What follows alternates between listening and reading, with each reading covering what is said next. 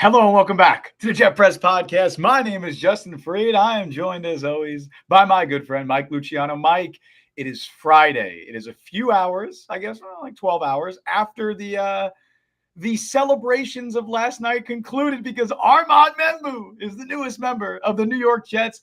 I know I'm pumped. I know I'm excited. How are you, buddy? You got to go. This is really your day because you were on this for 2 months. Hell yeah, I was. Way before anybody else was. Even I was like, I don't know about 7. Then he had that comment workout. I'm like, yeah, probably. Yeah. So kind of a redux of last year where there's a star tight end prospect and a star offensive line prospect, and the Jets had the chance to choose both of them, and they chose the offensive line prospect. They take Armand Membou, the right tackle from Missouri, who is probably going to be the bookend right tackle next to Olufashinu at left tackle for ideally the next decade if he's as good as advertised. The thing I like about him, we'll get into it a little bit more, but you know those like post-draft interviews where they're talking to the player, and it's easy to win those because you could be as confident as you want and talk a lot of crap. You know, it's cool. He seems like a guy where if you're going into a neighborhood you've not been before, you probably want Armand Membou nearby just in case somebody got scrapped a little bit. The protector. He's got a good future. He'd be a good like bodyguard, like a private security guy. That is exactly what I want in my offensive lineman, is a guy who could be a good bodyguard. So we'll get into Armand Membou, also what happened as a result of that, the whole Colston, Loveland, Tyler Warren miss because the Jets could have gone with either of them. They chose not to. We'll look ahead to day 2 for the Jets and others. We'll look at the first round as a whole, which I was talking about this with Justin before the show. Not a ton of really horrible picks or a lot of bomb outside of Travis Hunter, which poor Browns fans, they thought they were getting Travis Hunter for 2 months, and then they went, don't need him. You'll have Mason Graham. You'll have a poor man's Quentin Williams, and you'll like it, and that's okay. I mean, I get it, but it's Travis Hunter. So we'll get into all of that. You know where to find us on Apple, Google, Spotify, all those podcasts. We are on all of them, and we are on YouTube. You can subscribe and like the stream. Those things really do help the show. Just hit that little thumbs up and hit the subscribe button. And if you want to pay 99 cents, yes, sir, then you could join our membership program, and you get priority reply in the comments. But Justin, yep, it is official. Armand Membou is the newest member of the New York Jets in a pick where I know I've been the Tyler Warren guy for a very long time. And there's a part of me that still is like, I wonder what could have happened if they took Tyler Warren. But it was never because I thought Membu was a bad prospect or that Membu wouldn't be a good fit with the Jets. It was just positional need kind of thing. These were the top 2 guys. We talked about Graham and Genty, but those were more not pie in the sky, but what if they fell to the Jets, what's going to happen? Because it didn't look like either of them were going to be there at number 7. So the 2 most logical picks were always Membu and Tyler Warren. Sure. And looking at this right now, it's hard to really find fault with what the Jets did because Membu, as a pure right tackle, is maybe the best pure right tackle in 2 years that I've seen in the draft. Definitely in this class. I mean, it's up there, so you don't have to flip him like a Will Campbell or a Kelvin Banks, and you get a guy who his best football's ahead of him. He's only 21 years old. He's only the fifth guy in the last 20 years at 330 pounds or more to run a 40-yard dash in under 5 seconds. So borderline unprecedented athletic ability for a guy that big. And we talk about this with offensive linemen a lot. They don't always play as big or as aggressive. Like one of my few faults with Josh Connerly or Josh Simmons were as great pass protectors as they are, and I need to see a little more nastiness from them, especially run blocking. That is not a concern with young Mr. Membu here, because this is a guy who will just bowl you over and flatten you. And the kind of guy where as the game goes on, he just keeps wearing on you and keeps beating you down, which is exactly what you want in your right tackle. And now with Membu in the fold, the Jets have 5 locked-in starters on the offensive line, which is never a bad thing. I'm never going to fault a team for picking offensive line early. Like, one of the few questionable picks, I guess, was Dallas reaching a little for Tyler Booker, but they need to replace Zach Martin. It's an offensive lineman. I don't hate. I get what they're trying to do there. I'm never going to hate on getting a new starting offensive lineman, especially in the modern league where it's harder to find good offensive linemen because it's less practice time because of the CBA. So I'm never going to hate on that. They now have 5 starters. Armand Membou is 21 at right tackle. Olu Fashanu at left tackle is 22. Joe Tippett at center is 24. Elijah Vera-Tucker at right guard is 25. And elder statesman graybeard John Simpson is 27 at left guard. So you have 5 starters, all of whom project to be average or above average, who are 27 and under. I mean, this is the dream for offensive linemen, and it's a dream for Justin Fields. Because all of Fields' problems stem from he holds the ball too long and he's not great under pressure. Well, when you get an offensive line like this, it helps minimize Justin Fields' biggest flaw, which is going to be the biggest obstacle in having a successful season for the Jets this year. So as much as I would have liked Tyler Warren, hard to really shake a stick at what the Jets did here by taking Armand Membou. Yeah, you know me. Membu is my guy. Membu is my guy. Going back even to March, February. I don't know if it was as far back as January, but there is video evidence of me as far back as February for sure, pounding the table saying, hey, the Jets got to take this guy. This was my guy, Armand Membou. And they did. And I was thrilled. I like Tyler Warren as a prospect. I don't think I liked him as much as you did. In fact, I know I didn't, but I like Tyler Warren. I thought he was good. I thought Membu was probably a tier above Warren, in my opinion, as an overall prospect. And for multiple reasons was the correct pick here. Not only just, how good of a prospect he is, but looking ahead to the future, you're looking at a guy in Armand Membou who is going to step in right now. He is your long-term starting right tackle. At least that's the hope. There are some teams that think he can play, he's probably better fit as a guard, which that's a common trend for all the top tackles in this class. There are teams that had Will Campbell graded as a guard. There's teams that had Kelvin Banks graded as a guard.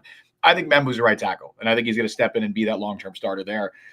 Now you have bookend tackles with Membu and Fashanu that are there for hopefully the long term. Like hopefully they are long-term starters along an offensive line. Like you said, Mike, that's completing the unit because you have Joe Tippett there. He's on a rookie contract. Fashanu's on a rookie contract.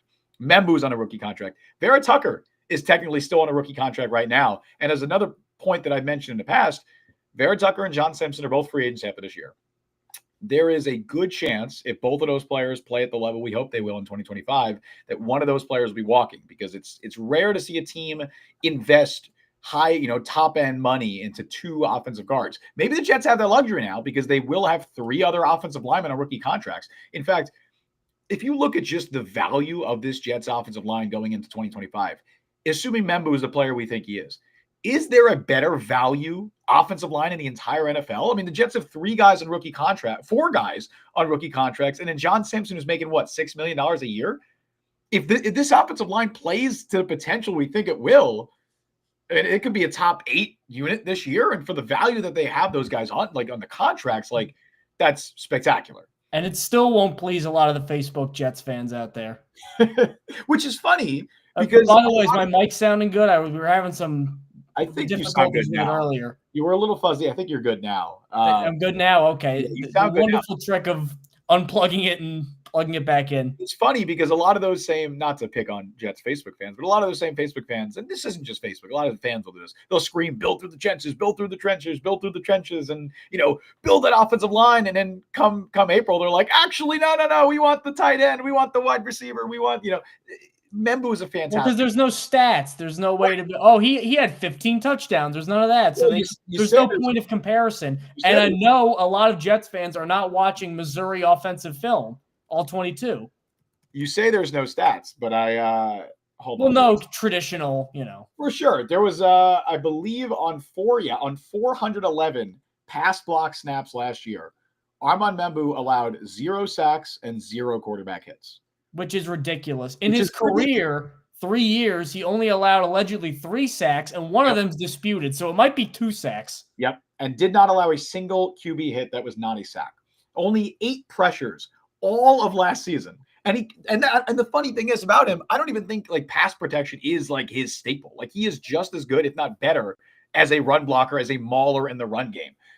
The only like concerns that you might even have about him, he's not overly long for a tackle standard for a tackle in the NFL, which is why a lot of people, or some people, think he's probably better fit as a guard. He's only, quote unquote, only 6'4", and his arms aren't. I mean, they're not Will Campbell, but they're not, they're not incredibly long. But I think he's playing right tackle at the NFL level. The technique, I think, still needs a little bit of work, and there might be a few growing pains to start. But I feel very confident that Armand Membou is going to be a long-term starter in the NFL. And again, even if he doesn't work, say he doesn't work out at right tackle, say for whatever reason, maybe the length is a concern and it is an issue.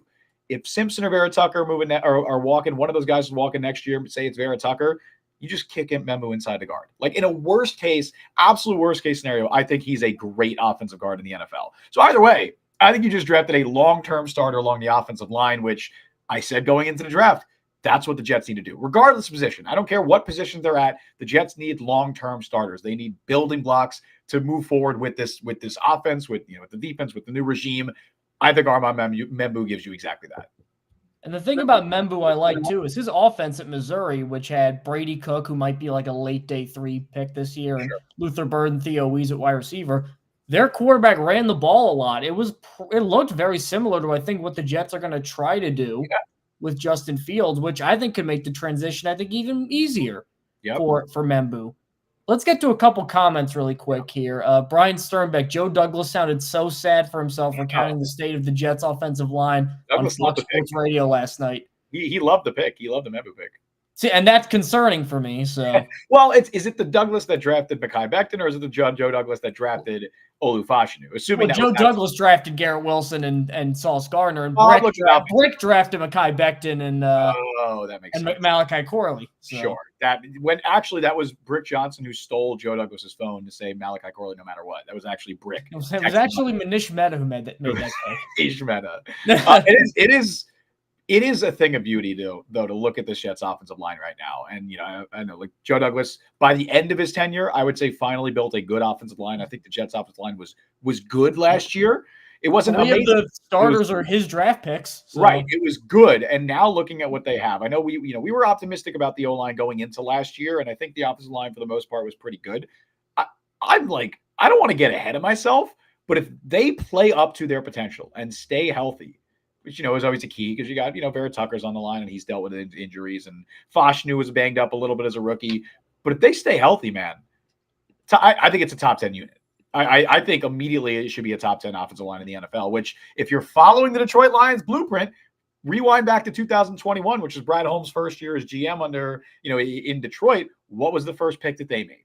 They drafted Penei Sewell. And they had to flip him the right tackle, but they drafted their long-term right tackle, the future. I don't know. Aaron Glenn also said as much, not only coming from Detroit, but coming from New Orleans when they had Teron Armstead and Andrus Peat, Eric McCoy, and Ryan Ramczyk, and all these high picks on the offensive line. Now, part of that was Drew Brees couldn't move 5 feet in another direction, so you had to have a good line for Brees to operate. But everywhere Aaron Glenn's gone, he's had a good offensive line. And the other aspect of it, too, because I don't think either of us are under the illusion that Justin Fields is likely to be the long-term answer in New York. It'd be amazing if he was. It'd be great if he could turn around his career and have a Sam Darnold, Baker Mayfield-like resurgence. That'd be great. I don't expect that to happen. I'm not counting on that. So in my mind, you're likely drafting another quarterback in the next year or two in the first round. That's what I'm operating under the assumption of. And if that happens, when that happens, that quarterback is now going to enter a situation where you have a ready-made offensive line in place. Membu is still going to be in his rookie contract there.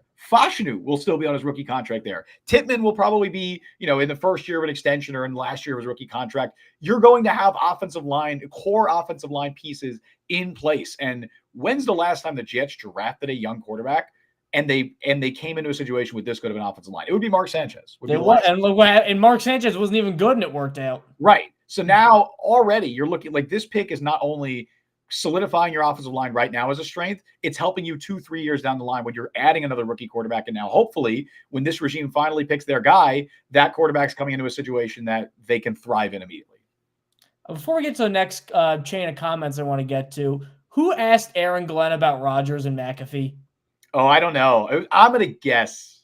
We have a guess. I think we probably have. I think we know. Yeah. It's probably Samini. It was probably Samini. I don't know. I can't match voices to people from. I didn't hear the question. I just saw the tweet. But get a life, dude. Like, for real.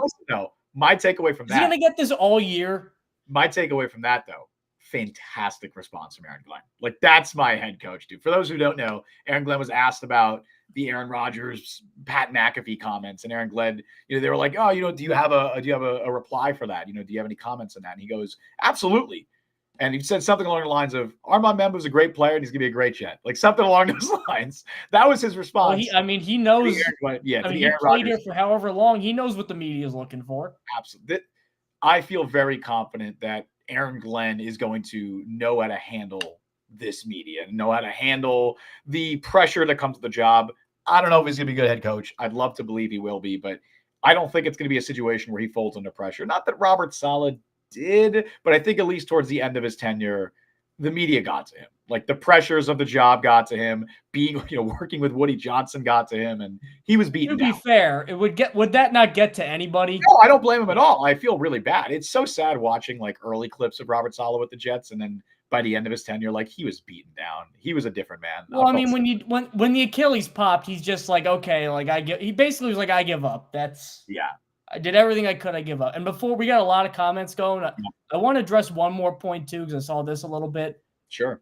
Doing the whole, it's Fashanu Bowers thing again. Well, Tyler Warren's not Brock Bowers. Even with the left tackle, right tackle value thing, I still think Armand Membou is a better prospect than Ola Fashanu was last year. And a lot of people would agree with you. Brock Bowers, you could see him from space. He was going to be insanely good. And Tyler Warren, I think, is going to be a very good tight end for a very long time. Brock Bowers was a superhuman. It's weird that Colston Loveland technically went above Brock Bowers now in the draft order, but different drafts are, the last year's draft was uniquely great. Like all that first round is going to be like looking back in a few years is going to be nuts to look back on that first round. Let's hope. Well, Fashanu's really gotta live up to some stuff now. They were like, even looking back on that draft, how many like players in that first round are trending towards bust? There's not a lot. There are very few, especially Marvin Harrison Jr. had like 900 yards and 8 touchdowns, and they're like, he's a bust. But he was really good. What are you talking about? Right, because he's being compared to like Neighbors and Brian Thomas, and it's like, well, he was still really, really good. Like I'm looking like McCarthy, we don't know because he hasn't played yet, and Penix played 3 games, so excluding them, he looked okay in those games too. Looked okay. Really, Dallas Turner is the first pick where I'm like, okay, I don't think he really. And that's what, like 18 or something? That was 17. 17, yeah. Oh, sorry, Byron. No, Byron Murphy was okay. Amarius Mims didn't really play, but other than that, Mims, I'm not optimistic about. And Fautanu got hurt, but a lot of the guys where you don't know, it's just through inexperience. In those top 15 picks, I don't know if there's one like obvious one that's trending towards a miss. Again, we don't know about McCarthy, but that's and Penix. Latham, JC Latham, he looks okay. I don't know. Yeah, I think so. Yeah, it's crazy. So I mean, again, it's just different draft classes, but yeah, we'll honestly, there's a lot of talk right now about like what the Jets are going to do day 2 in the comments, and we'll get to some of that. But let's get to some comments first from Garrett Goodlander. I'm happy. I wanted Warren, but I think Fannin is better. That is a bold take. So Garrett's a big Harold Fannin guy. He's talking him up in chat. I like Harold Fannin a lot. I don't love him as a fit for the Jets because I think they want someone who could play more inline. He's very much like an Isaiah Likely type, right? Where it's like, I love him as a receiving threat, as a big slot guy. He's not going to be playing in line much. And not to say that, they signed Stone Smart, so they can't draft Harold Fannin, but Smart is basically that. Like that's what you signed Stone Smart to be. So if you're drafting Fannin, who's a better version of Smart, I would assume you'd hope he'd be a better version of Stone Smart. that's kind of what you're looking at there. But I believe he was a wide receiver, Harold Fandon at Bowling Green, before they converted him to tight end. I mean, he's basically like Tetero McMillan sized. Yeah, he is as a tight end. I like Fannin. There's other guys I'd want more, especially at 42. I don't think Fannin goes until the third round. That would be if you get him in the third round, though, I would not be. I would be opposed. I'm not opposed. I would not be opposed. Yeah, I'm not an anti-Harold Fannin guy by any means. And then we got our guy Cisco Agostini. Who do you think they're going to get at 42? Wide receiver? I mean, listen, my dream scenario right now, and this would have been my dream going into the draft. The dream is still alive because they drafted Armand Membou, which was already my dream. The second half of that dream is Jaden Higgins falls to 42. That's the dream for me, right? I know they need a tight end. Sure, man. I mean, if they get Elijah Royal or Mason Taylor, that's kind of a dream too. That'd be great. Jaden Higgins at 42. I mean, if he is somehow there, I want him more than Luther Burden. I don't know what the chat consensus on Luther Burden is. I don't even know what your consensus is, Mike. I'm not a big Luther Burden fan. I think I've made that clear. Maybe it's partially Malachi Corley PTSD. They're those Amari Rogers, Deebo Samuel, Malachi Corley types. There's a lot more that end up like Corley and Rogers than Deebo Samuel. I think that Luther Burden is a better prospect than. As Connor Long donates 10 Jet Press memberships. Oh, Connor, thank you so much, buddy. You're the man. We appreciate it. You are the man, Connor Long, as always. Connor, you are awesome. awesome. Sharon McLean says, I was a Jets fan for 58 years. Good luck, dudes. That's an ominous saying, but you no longer a Jets fan? Is that you say? There were people, by the way. I don't know if this is what Sharon is saying. There were people that were like, "Oh, if the Jets pass on Warren, I will never be a Jets fan." Yeah, this is what breaks you. Okay, this is the straw that breaks the camel's back. It's not, it's nothing else that's happened. It's not the insane embarrassment this organization's gone through over the last 2 years that doesn't even hold a candle to the embarrassment they've endured over the last decade. If you survived last year, you're not allowed to quit ever. It's passing on. Last year was your chance. If you didn't get off, that was it. It's passing on Tyler Warren, who wasn't even the first tight end drafted in this class. And that's let's talk about 14. It wasn't like you went 8.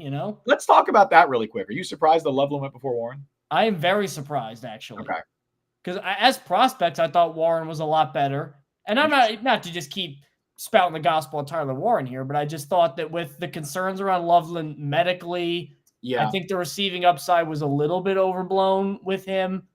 And I think it was maybe a little undersold how good Warren was as an athlete last year. I'm a little surprised, but I think the Bears kind of wanted a more of an inline guy, whereas Warren, I think you're drafting him more for his receiving skill than anything. Loveland is more of a finished product than Warren is at this point. I think that's a safe comment to say. As someone who had them very similarly graded, I don't do when I say similarly graded, I don't do official wide receiver or official draft grades, but in my mind, I view them as very similar tier prospects. I'm not shocked. The only surprising part is, again, you mentioned the medicals. It sounded like Loveland was going to fall a little bit because of those medicals. Clearly, the Bears did not have an issue with that. And that's with those medical evaluations, it's so tough because that stuff will be leaked.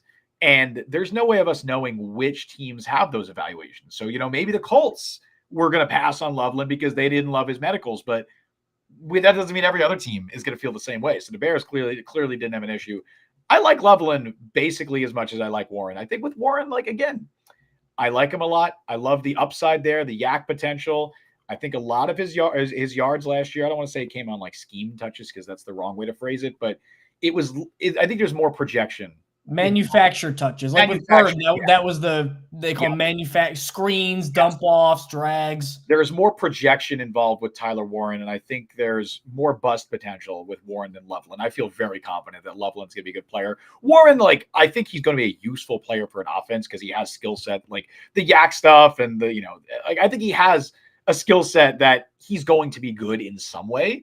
But I don't know exactly how good, and I think there's, again, a lower floor with him. So I'm not shocked in terms of talent that Loveland went before Warren because I had them very similarly rated in my head. And again, that's another reason why Membu, and another reason we didn't talk about why Membu, in my opinion, was the smarter pick over Warren or, a tight end or a wide receiver.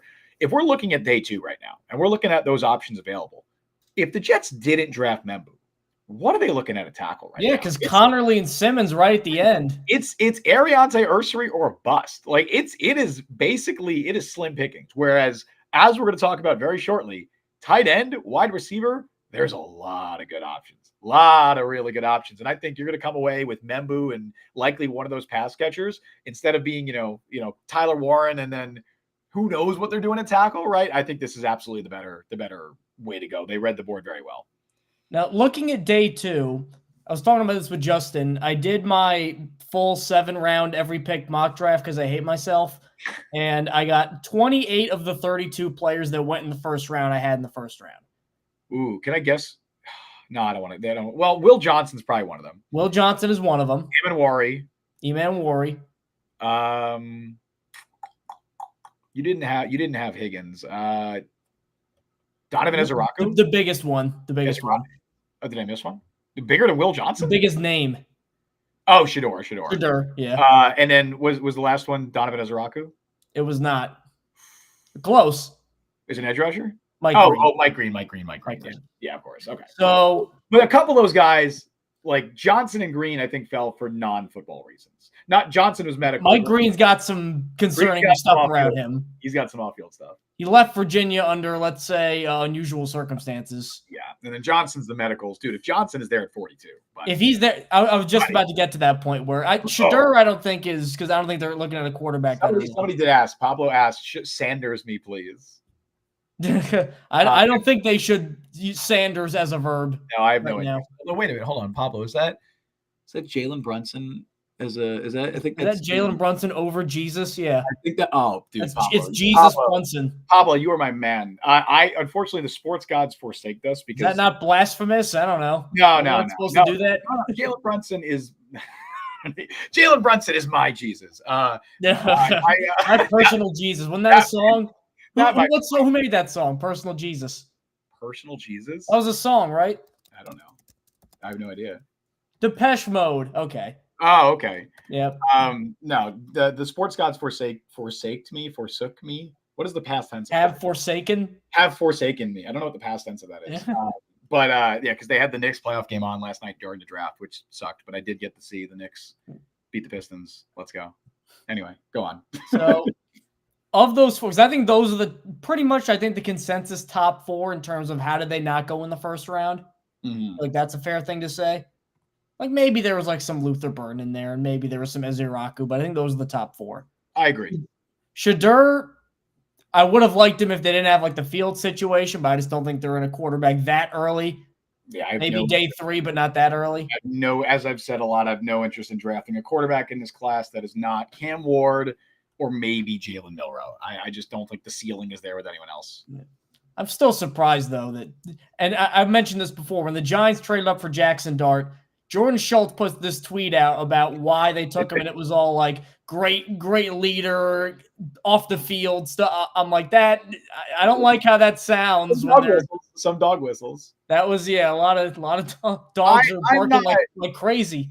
I'm not shocked though. I will say because I just the same thing goes for Dart too. I don't see the ceiling with Dart and Sanders. I don't know if I've called Jackson Dart Gardner Minshew Jr. I think he's a little bit better of an athlete than Minshew, maybe, similar tier arm, but they both come from fake college, for lack of a better term, fake college offenses. And I think there's a lot less fake than it's reported to be. I'll say that. Sure, but it's not it was faker when Matt Corral was there. But yeah, but it's not a pro style offense. And I think, but then again, neither was what Lincoln Riley was doing. And then he pumps them out every year, quarterbacks. So, well, I mean, what you were saying, like Jalen Hurts or whoever, schematically, what Lincoln Riley does is very similar in that it's not like real football. And I think a lot of those guys have been projection picks too. I mean, Hurts, I don't think anyone expected Hurts to be this good. I mean, did Baker played under Lincoln Riley as well, right? Yeah, he did. And then Kyler and Kyler. Well, Kyler. Caleb.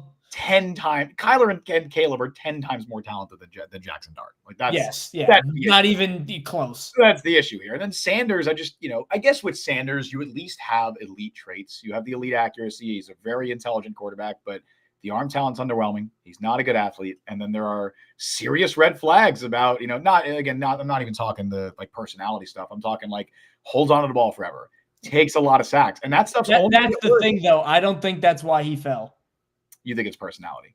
I think he was a late first round no matter what, and then some teams just said, I don't know if we want I think they're scared of if they're struggling and Shadur's not playing, what's going to happen, which I think that's overblown, but I think teams are scared of it for some reason. I think that's fair. I also I don't know. I don't, in a vacuum, even ignoring that stuff, I don't think it's crazy to take Jackson Dart over Shedeur Sanders. I think they're very similar tiers to me. It's pick your poison. It's, Sanders, I think, surprising is you start out very low on Dart. I don't like either. I'm low. I'm low on both. Like, I don't want it to make it sound like I'm like high on either of them. I think both of them can be starting quarterbacks in the NFL. I think Dart is probably going to be a starter in the league. I think he's going to be a better Gardner Minshew, or Minshew's kind of like a fringe. Better Zach Wilson, since they went to the same high school. Sure. They did. I think Dart is like, the thing with Dart, there's no elite traits to hang your hat on. Like, I don't look at Dart. There's nothing special that stands out to me. I think he's solid at things. Like, he's a fine athlete. He's got a fine arm. Like, he's a good rhythm passer, I guess, but there's still a lot of projections in the NFL with, like, I saw the Connor Hughes tweet from last night. I was like, oh, he's a great processor. I don't see that at all. That is not the vibe that I got from watching Jackson Dart. I think that's a major weakness in his game. And Shedeur, I think it's the opposite, where there are elite traits where I think he's, he's the most accurate quarterback in this class. I don't even think that's probable. He is. It's tough to justify being like, yeah, we're going to let the most accurate quarterback in the class fall out of the first round. But the red flags are really they're bright, because somebody who is not a good athlete but holds onto the ball forever, has bad pocket presence, and takes a lot of sacks, that is only going to get worse at the NFL level. And I think those things, if that's not cleaned up, he's not even a starter, Mike. I don't care about the accuracy. If that doesn't get cleaned up, he's not a starter. I think Dart, weirdly, despite not having the elite, like, I think Dart has a higher floor than Sanders. I don't know if that's a hot take to say, just because I think he doesn't have any glaring red flags, or at least they're not as glaring as Sanders. The red Poblano level hot, not habanero level hot, but the red flags are more processing, which is an issue, obviously. But I have more faith in him figuring that out at the NFL level than Sanders, his pocket presence improving dramatically. And that's my issue with him. And even beyond the off-field stuff, which, I don't know the guy. I'm not in those meetings. I can't comment on that. I think he's just very confident, and people mistake that as arrogance. It could be off-putting. Now, if he loses, it's arrogance, but right. He did go to a team that was dead in the water and made him like a marquee destination. So is that confidence or I'm not sure, but if Deion Sanders was Buster Screen, he'd be an arrogant asshole, right? But he's not. So. He's not. So he's confident. He's got Jalen Ramsey's like my perfect example. Jalen Ramsey has talked so much shit throughout his NFL career, but he's like he's a Hall of Famer. Like, he's backed it up. I have no issues with players talking shit if they back it up. Now, looking forward to day 2, because we did the whole Shedeur thing. Mike Green, I don't want to deal with that. I'd be surprised if this regime went Mike Green. Yes. So that leaves the 2 top value players. I think irrespective of position, because position-wise, you need a wide receiver. You need a tight end. They need one playmaker. I don't know if it's 3rd or 2nd round. You need somebody Justin Fields can throw the ball to. Mm-hmm. I would prefer somebody at 42. I would prefer maybe a guy like a Jaden Higgins. Or if they don't get Jaden Higgins, I don't love Luther Burden, but from a value point of view, I wouldn't hate it, because it'd be, hey, we didn't think he'd be here at 42. I wouldn't Fine. Like it. I'm not. There's guys there. I think Mason Taylor's really rising. Elijah Arroyo is really rising. I think they could make sense over there. But if either Will Johnson or Nick Emmanwori specifically, I don't know how the hell freakish workout. If Shamar Stewart went in the 1st round, how did Emmanwori not? I agree with that. I mean, that's just position value. Emmanwori at least had good stats, and Shamar Stewart did not. So I agree. So if they're there at 42, I think you run it in. Because Will Johnson is a top 10 fringe talent. Yeah. That could be available at 42. I know the medicals are concerning, but you know what? Don't you have enough defensive back depth where if the knee starts acting up, you could work with that? That's a good risk to take. If it wasn't medicals, Johnson would have been a top 12 pick, top 13, and he would have easily been the first corner off the board that was not Travis Hunter. Especially because you went with the quote-unquote safe pick in Membu. Mm-hmm. Get that free up to take a little bit of a risk here now? Sure. So looking at that's Will Johnson. And then Emmanwori, more of a position of need, safety versus cornerback. Super versatile, super strong. Nick Emmanwori, I want to read some of these workout numbers, because part of the reason Membu went so high was the workout numbers. Like, let's be honest here. You love Emmanwori. That's your one guy. I just don't get it. All right, so he's a safety, right? Yep. 6'3", 220, 43-inch vertical. That's like NBA level vertical jump. Yep. 11-foot broad jump. That's like Byron Jones level almost.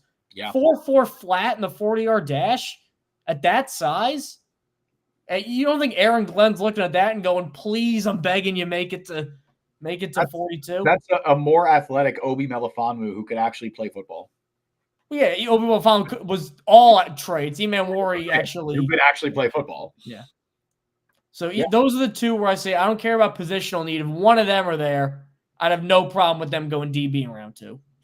Yeah, I'd love it. I mean, especially because I don't know if this was true or not, but I don't think that they like Jahdae Barrett. I don't think that was fake. I think they like Membu more, but that could signal to me like, hey, maybe Aaron Glenn wants a DB.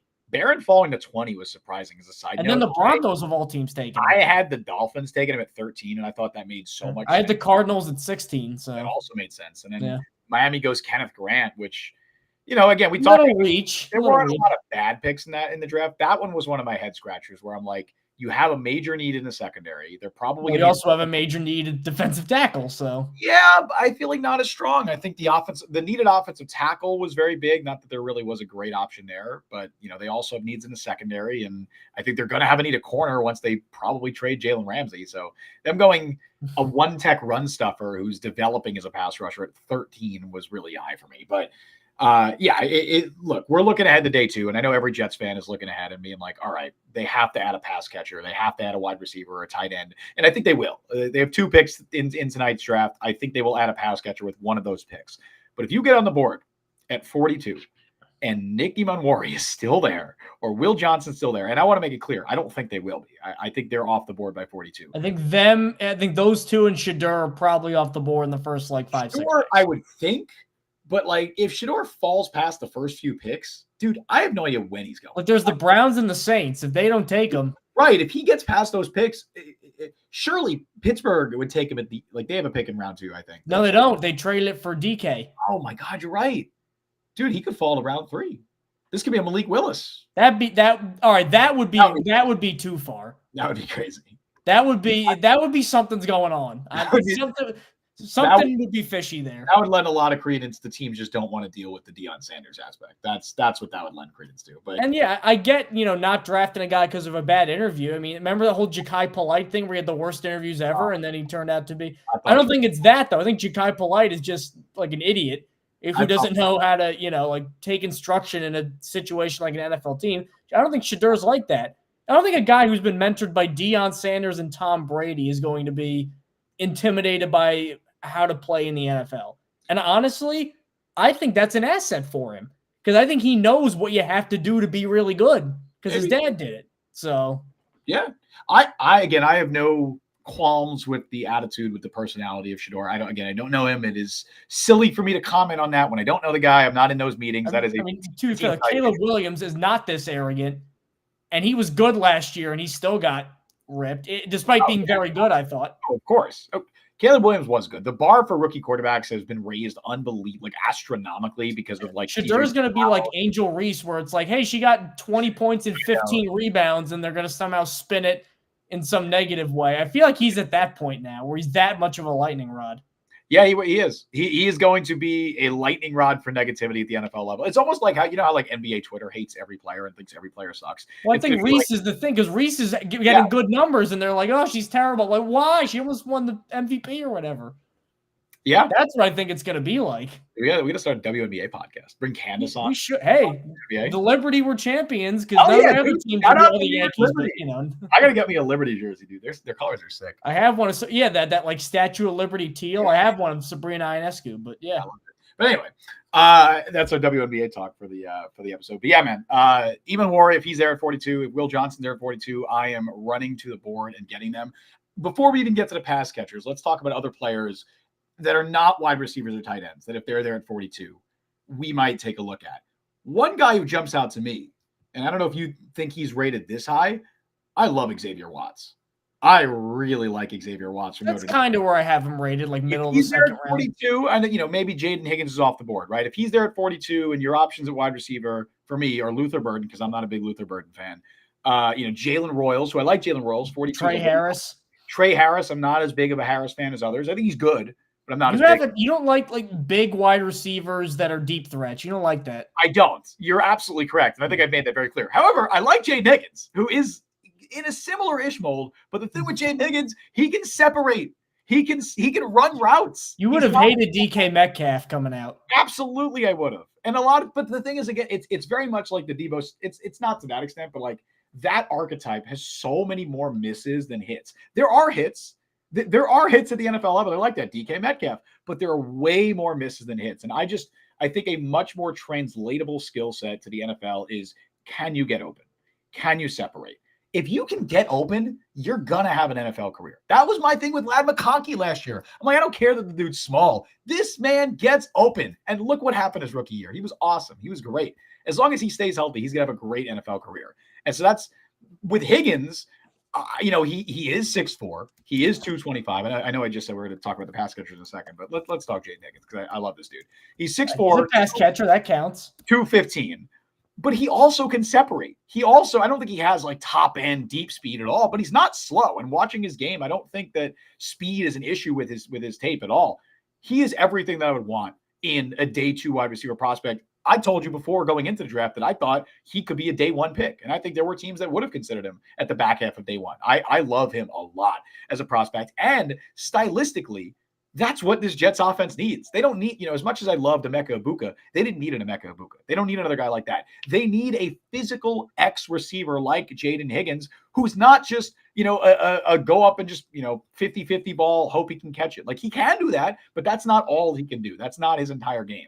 I love Jaden Higgins. That is my dream pick for the Jets. If he makes it to 42, I don't think he's going to. I do think he'll be off the board before then. I'll make a prediction right now. I think he's off the board before Luther Burden. I do not get the sense that NFL teams are as high on Luther Burden as fans and media, and I get it, man. Yeah, because he was making like a late charge back into round 1.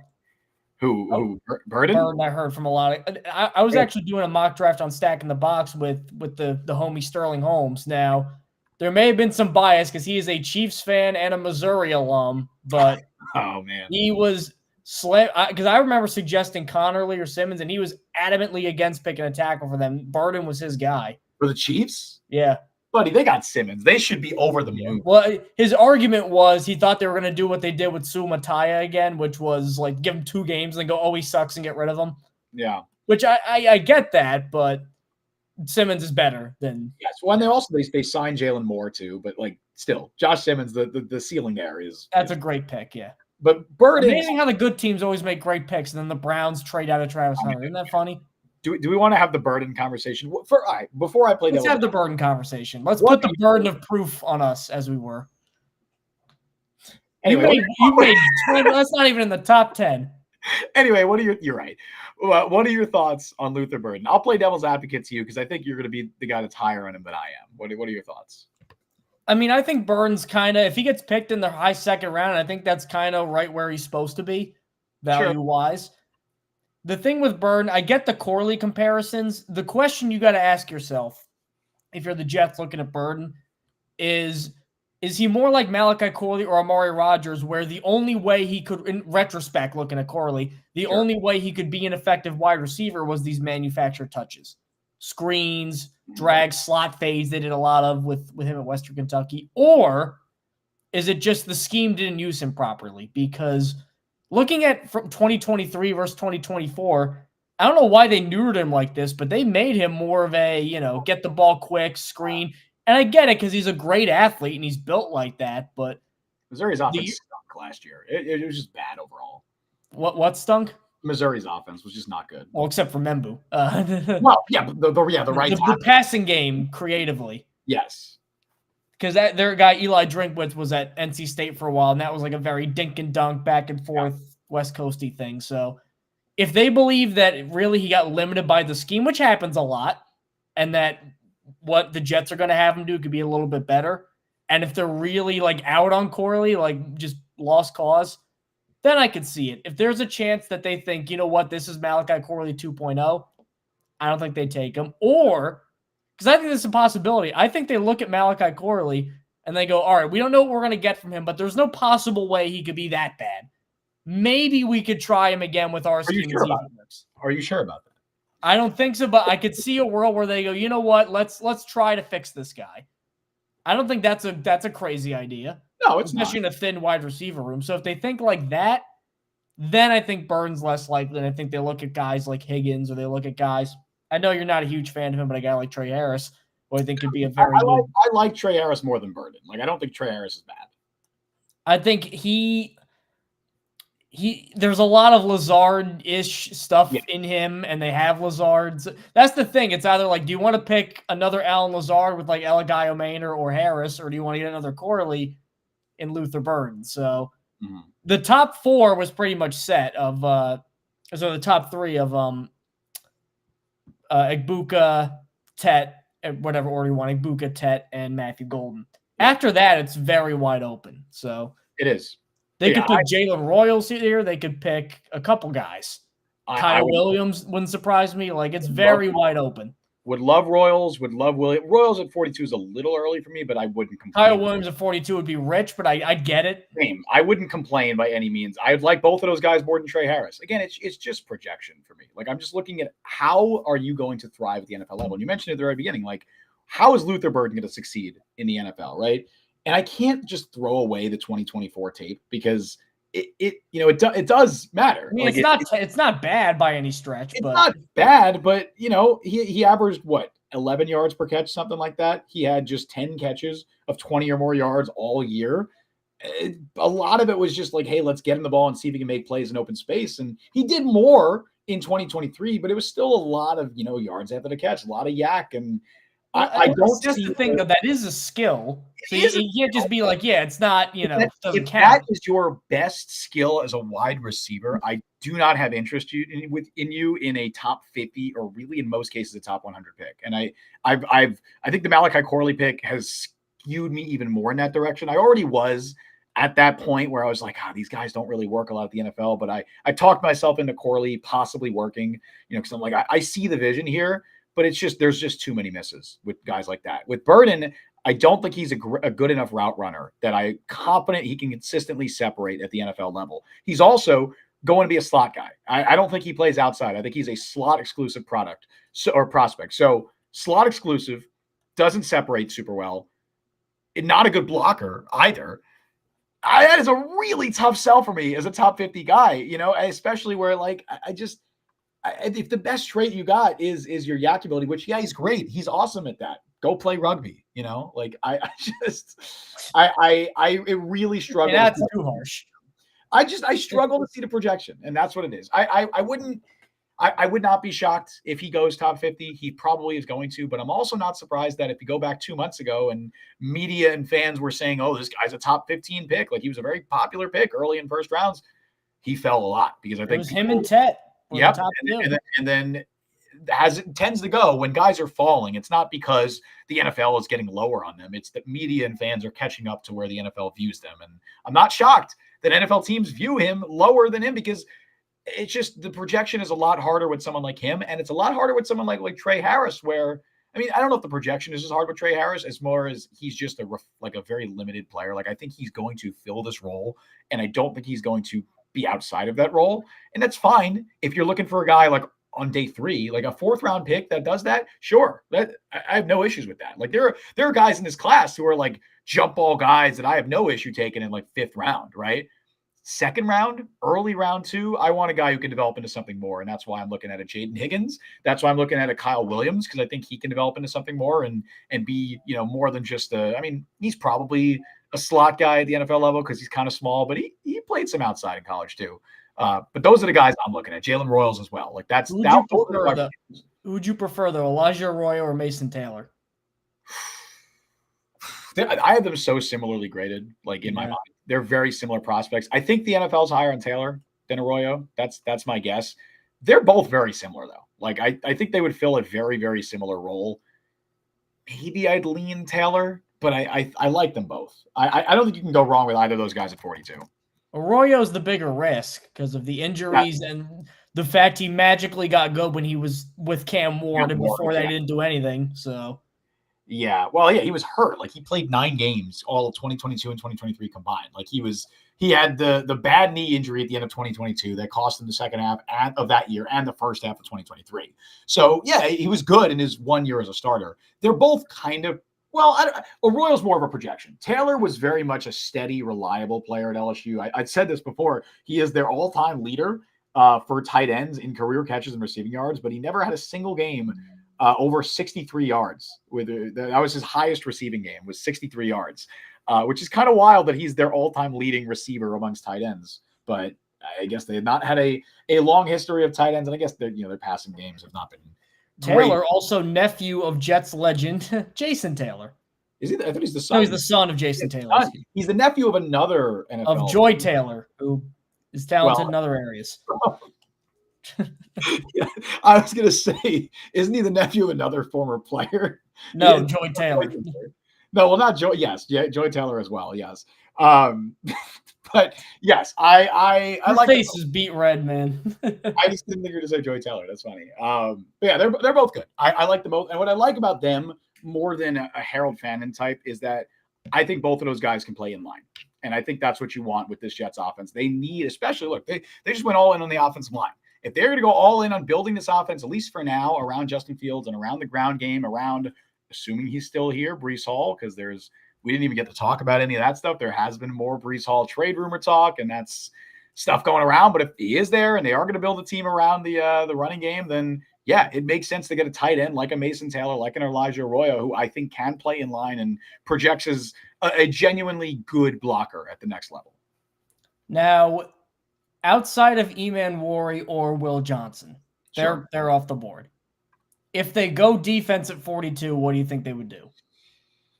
I don't think it's Mike Green either. I think if those guys are off the board, unless you're going like Xavier Watts, who I really like, front seven makes a lot of sense, more so D-line. Like, I think there's going to be some D tackles that are there. Darius Alexander is someone who some people had going mocked. I know I'm not that high on it. We even talked about a 25-year-old Mac guy who's small. And he is a bit of a projection player too. I'm not as high on Darius Alexander as well, just because he's 25, and I don't think he's a finished product yet, and obviously the lower level of competition. But hey, we respect the Mac on this podcast. But I don't. So wow. I come from the Pioneer Conference. I'm personally offended by that. We have an interview with You're Sean even a D1 school here, Justin, Mr. Yeah, but I had a NCAA 14 dynasty with the Kent State Golden Flashes, and we won a national championship, okay, in like 2032. You could live the dream of playing with scholarship players. I say that as the Pioneer League is one of only 2 Division I conferences that don't do scholarships for football. Yikes, man. Well, listen. It's them in the Ivy League.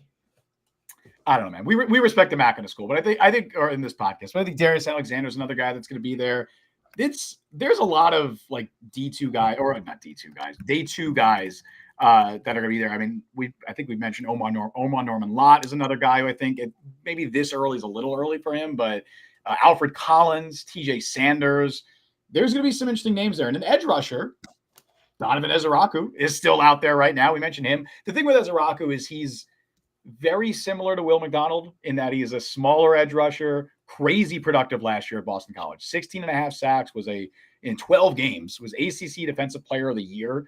But I don't think he's really big enough to be a full, 3-down edge rusher right now, especially not a defensive end. So you're really just drafting Will McDonald if you draft Ezeraku, but there's some interesting names. Again, there's Mike Green. We talked about that. I think if Maxwell Hairston was there at 42, it would have been very tough for Aaron Glenn to say no to that.